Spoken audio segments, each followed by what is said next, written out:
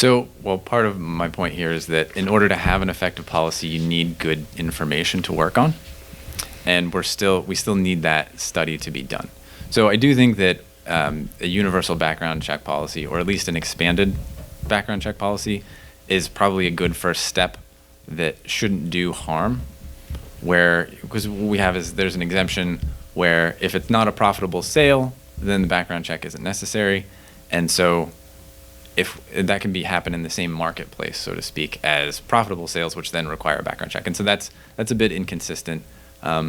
So if we have that in place, that will be a good first step. But I do think what we need to do is be careful and actually craft policy that's going to address issues, because there are active shooter, this dramatic increase in active shooter events.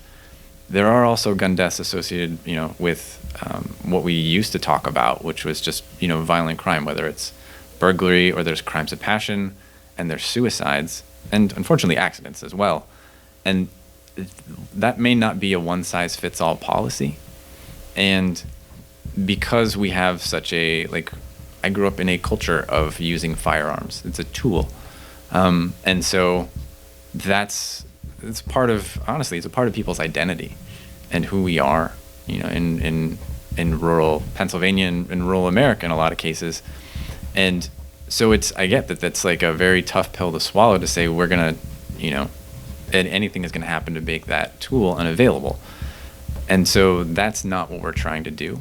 But we also want to make sure that people don't unnecessarily get hurt or die. And understanding how that happens and the root causes of that is how we can get to good policy. Because there's lots of pieces of data.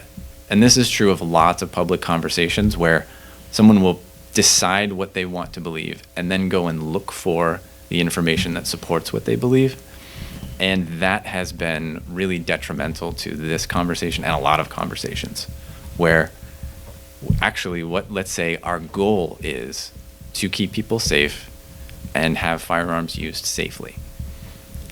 How do we achieve that, understanding the things that are not happening well right now?